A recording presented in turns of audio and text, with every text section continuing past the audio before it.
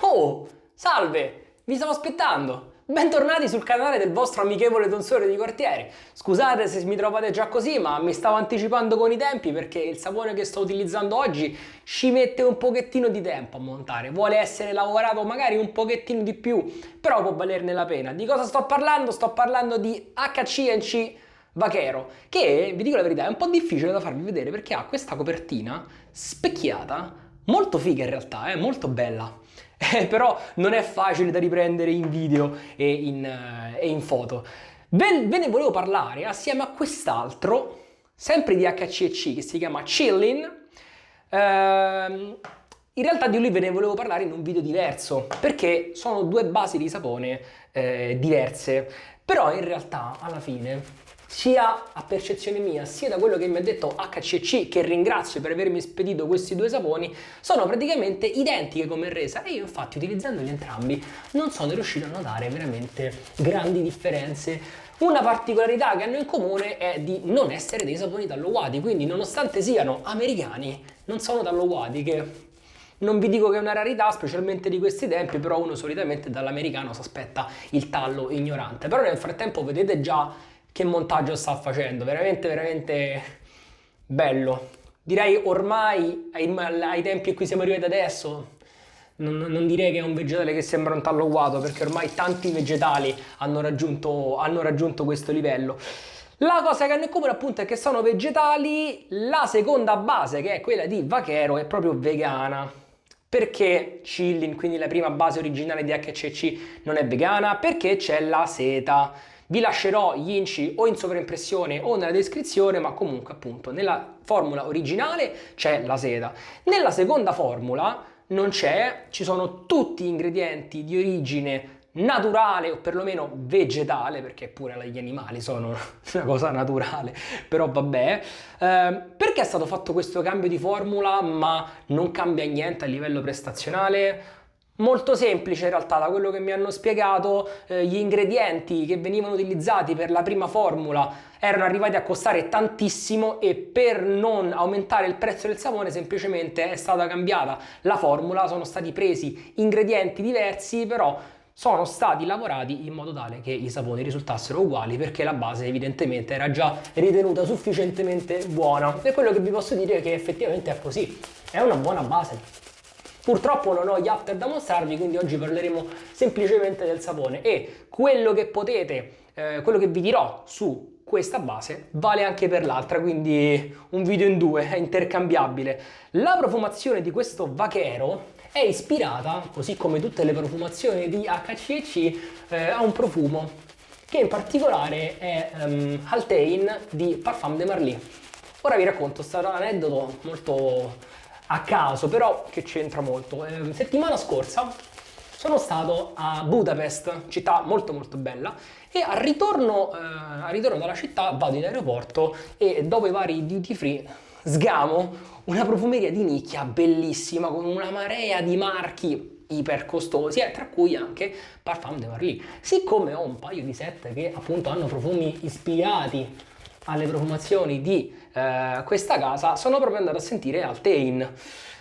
Vi posso dire, sì, si vede che c'è un'ispirazione, ma non direi che è un dupe, perché hanno un qualcosa in comune, però secondo me non è proprio un'ispirazione. Il punto forte di questi saponi, o perlomeno di HC&C in generale come marchio, probabilmente sono proprio le profumazioni, perché ci scommettono molto, perché ne parlano tanto e soprattutto menzionano una cosa che secondo me vuol dire tutto e vuol dire niente, ossia il fatto che loro utilizzino degli oli essenziali ultra premium, extra premium, luxury, galaxy, eccetera.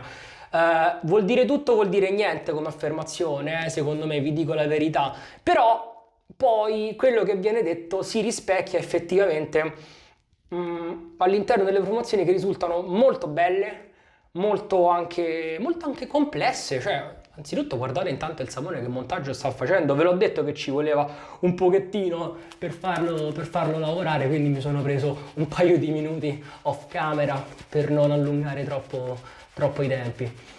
E io in questa profumazione ci sento un'entrata fresca. Poi ovviamente in descrizione del video vi lascio sia tutte le varie descrizioni del sapone, la piramide olfattiva che non ci perdo neanche tempo a impararmela a memoria, assieme anche a tutti i link eventualmente per l'acquisto. Questi li trovate importati da Anticatura, e poi a fine video faremo anche un ragionamento sul prezzo e quanto abbia senso eventualmente importare questi saponi direttamente dall'America come ho fatto io.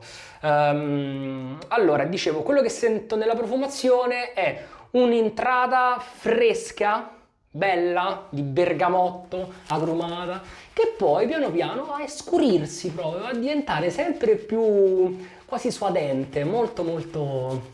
Non vi dico calda, però scura sicuramente, perché dopo appunto l'ingresso del bergamotto, della salvia, comincia a sentirsi questa nota di lavanda che poi piano piano, mentre si sposta sul fondo, arriva a note proprio a sentori di oud, di legno di cedro, veramente una bella profumazione, ripeto, ha qualcosa in comune con il profumo a cui si ispira, ma non la definirei un dupe. Guardate, io direi che il montaggio lo possiamo terminare qui, almeno per la prima passata, anzi ci metto un altro goccetto di acqua così, tanto perché ci piace, e via.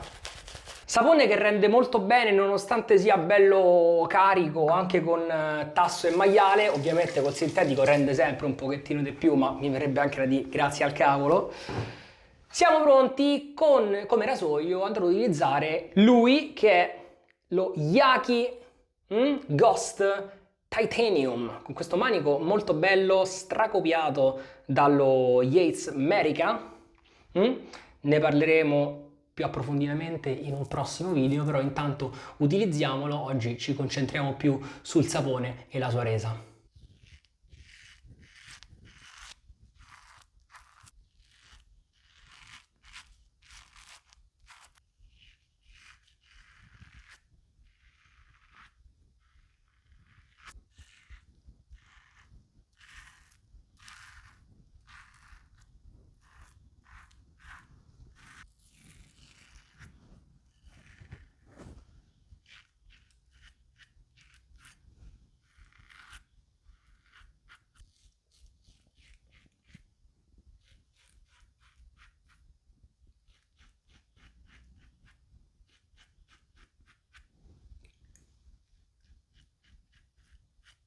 Prima passata sicuramente al top, merito del rasoio, ma anche merito del sapone che mi ha dato una bellissima scorrevolezza. Avete visto che bel montaggio corposo che ha fatto senza grossi problemi, gli è bastato soltanto un minutino in più di lavorazione, però è andato veramente molto molto bene. Non manca anche la scorrevolezza secondaria che mi ha dato una mano anche quando ho dovuto ripassare il rasoio senza schiuma addosso. Io direi di proseguire con la seconda insaponata, così vediamo anche che cosa succede in contropelo e soprattutto come lascia la pelle verso la fine, che è la cosa più importante secondo me. Come vedete ho prelevato abbastanza sapone da poter fare una seconda insaponata sicuramente di tutto rispetto. Adesso ho appena cominciato, però insomma vi assicuro che quello che ne uscirà tra poco sarà una saponata praticamente quasi identica a quella iniziale. Questi sono saponi di cui non si parla molto perché comunque non vengono importati in Italia, anche se ho sentito una persona che è quella che mi ha spedito i saponi, che lavorava per HCC, adesso non ci lavora più, ciao Michael, se vedrai mai questo video, mi diceva che stavano lavorando sulle certificazioni per portarlo ufficialmente in Europa, perché come sapete Anticatura è solo un rivenditore, però non fa tutte le cose di certificazione che porta in Europa eccetera, li prende, li rivende e amen, ci risparmia un po' di dazi e di dogana, però col fatto che poi sono spuntate fuori tutte le questioni dei dazi americani eccetera, non so come sia andata a finire questa questione. Secondo me sono rimasti un po' in stand by, però comunque il marchio è attivo, continuano a far uscire saponi e altro, e chi conosce il marchio solitamente apprezza.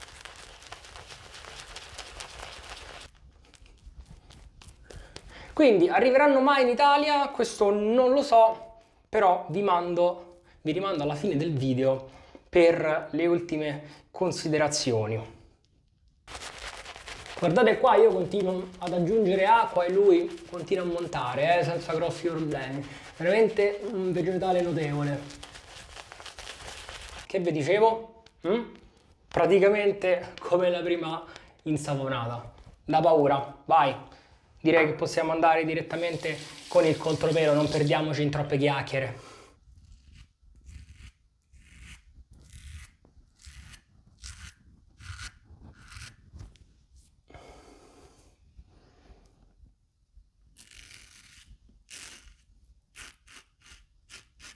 Talmente scivoloso che il rasoio quasi mi scappa via.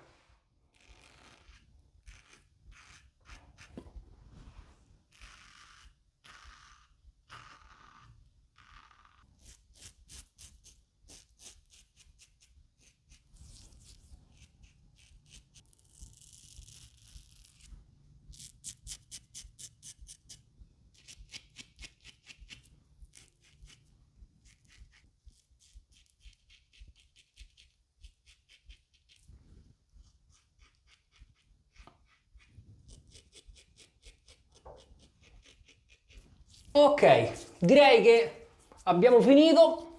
La rasatura per me è andata molto bene, a parte qui verso la fine sul baffo che ho sentito grattugie strane, ma quella è stata colpa mia. Mi sciacquo il viso e facciamo le ultime considerazioni perché ho qualcosa di antipatico da dire, credo, però aspettate. Allora, rieccomi qua, asciughiamoci al volo il viso, vi dico che il post del sapone è buono, veramente molto buono. Poco da dire, purtroppo non ho l'after abbinato perché dall'America così non si poteva prendere direttamente, quindi ho detto vabbè faremo senza after, quindi come after utilizzerò un normalissimo balsamo da barba, va bene, anzi balsamo post rasatura, che non ho barba, l'ho appena levata, quindi niente, e questo poi della Nivea va molto bene, però ho una sorpresa per voi. Ma prima di mostrarmela voglio cominciare a fare un piccolo ragionamento che, non lo so, forse rischio di risultare antipatico, però amen, lo faccio lo stesso, tanto siamo qui, siamo tra di noi. Tra l'altro ecco, la grattugiata che ho sentito sul baffo si comincia a vedere, mi sono fatto qualche red point e vabbè. Comunque avete visto che il sapone neanche secca quando sta in viso, c'ha un'ottima resa, è veramente, no, un bel sapone, mi è piaciuto, però, ha senso importare direttamente dall'America questo sapone, questi set, questo marchio in generale, o forse un qualunque marchio americano che non venga importato in Europa, che non sia, diciamo, proprio il Sacro Graal? Secondo me no, e vi spiego pure perché. Questo sapone, preso direttamente dal loro sito, viene $25. Però poi aggiungeteci la spedizione, che solitamente un'altra ventina di euro almeno vi parte. Metteteci pure la dogana, che a volte so 10, a volte so 20, a volte sono 40 euro, finite per pagare un barattolo di sapone, veramente uno sfacelo. Quindi secondo me in nessun caso ne vale la pena. Quindi se dovete acquistare una cosa del genere o sul mercato dell'usato, o perché è stato importato in Europa da un rivenditore ufficiale, o su Anticature che fa da rivenditore, allora può valerne la pena perché sicuramente è un ottimo sapone, poi magari assieme all'after fa anche un ottimo effetto. Però ecco, io giusto perché me l'hanno mandato appunto, però non ci avrei mai pensato di acquistarlo dall'Europa e farmelo importare. Sono comunque gratissimo di averlo portato e di averlo provato, perché comunque era un prodotto che mi incuriosiva, però appunto ero sempre stato frenato da tutte le questioni, spedizioni, dazi che vi avevo detto. Poi solo dopo ho scoperto che c'era Anticatura, ma questo è un altro discorso. Seconda cosa, ripeto, non voglio essere antipatico, no? Però si è passati da una base di sapone buona a un'altra identica ma a questo punto si poteva lavorare per fare qualcosa di ancora meglio magari. Però non fa niente perché comunque la base è ottima, non gli manca niente effettivamente, quindi forse lo sforzo in più per avere qualcosa in più non era neanche necessario, anzi plauso per aver mantenuto la stessa identica resa sotto tutti i punti di vista, avendo cambiato gli addendi, che non è una cosa scontata cambiare la formula e avere la stessa resa. A volte abbiamo esempi di marchi che hanno cambiato formula e subito dopo sono peggiorati. Vi ricordate quei Gronlica che provai sul canale? La prima formula era pazzesca, la seconda un po' meno. Quindi non è per niente una cosa scontata, quindi bravo HCC sotto questo punto di vista. Un'altra cosa, ma sì, diciamole tutte le cose antipatiche, ma che ci frega? Le copertine, le vedete? A parte sta cosa specchiata che mannaggia è bella dal vivo ma non riesco a farvela vedere bene, sono tutte fatte con l'intelligenza artificiale.